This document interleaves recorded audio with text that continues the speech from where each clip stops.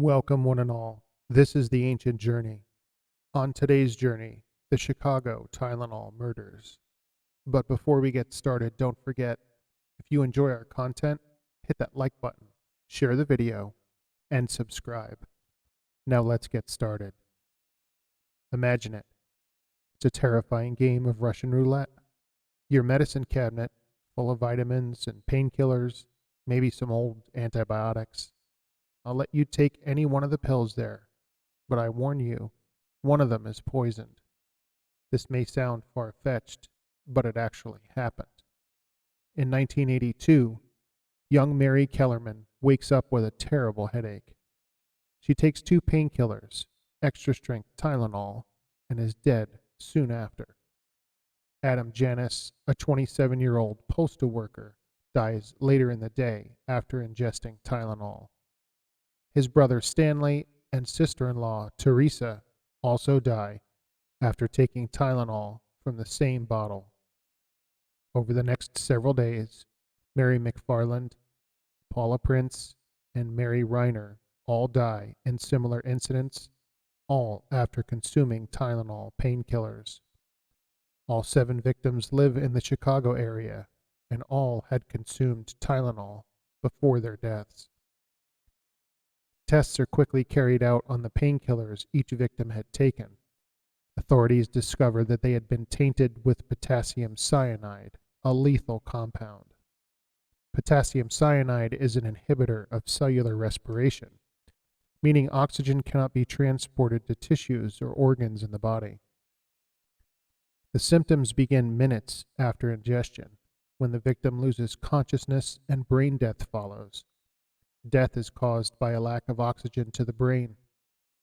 News radio stations issue warnings not to take Tylenol, and patrols using loudspeakers drive through Chicago streets, blaring the same message. The capsules were found to be from different batches made in different states, leading investigators to a chilling conclusion. The pills were being poisoned locally and put back onto shelves for unknowing consumers to purchase. A full recall of Tylenol products takes place, and in addition to the 5 bottles that caused the 7 deaths, other contaminated bottles are discovered as well. And soon the investigation begins to find persons of interest.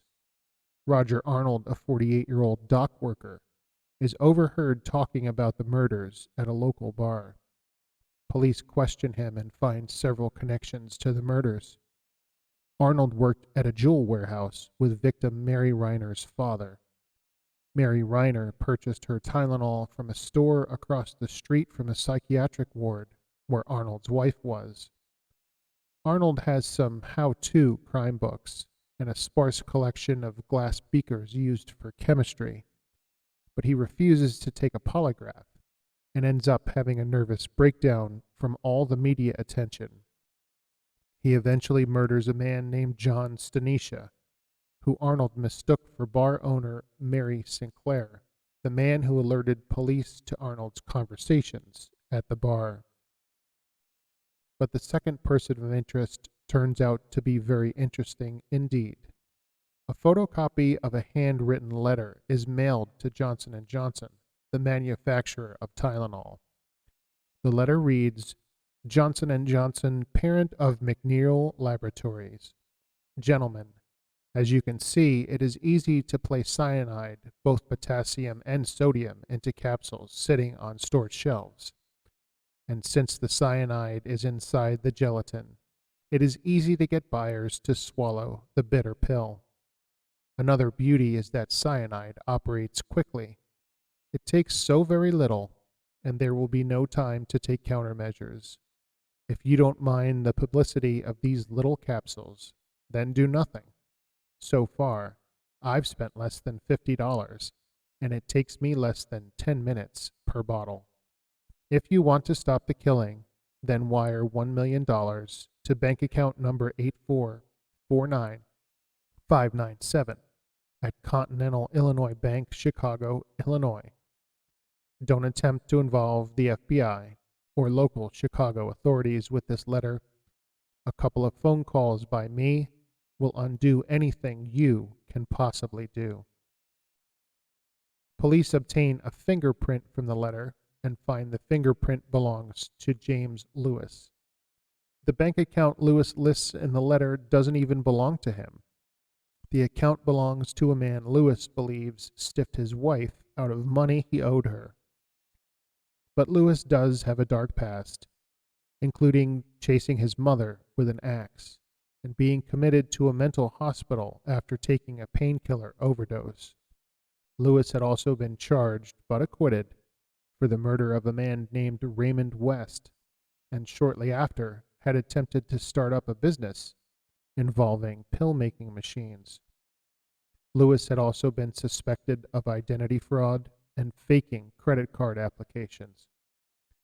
Law enforcement even had a surveillance tape from a drugstore where it appeared that Lewis was there shopping, although they couldn't be sure. You take a look and be the judge. The man is in the upper right of the photo with the arrow over his head.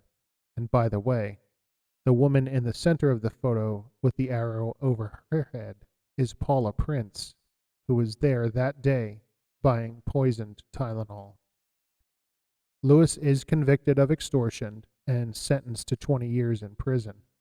While in prison, Lewis offers help to the authorities, telling investigators details about how someone might be able to inject Tylenol capsules with cyanide. But there's never enough evidence to charge Lewis with the crime of tainting the Tylenol, and he hasn't spoken about it since his release from prison.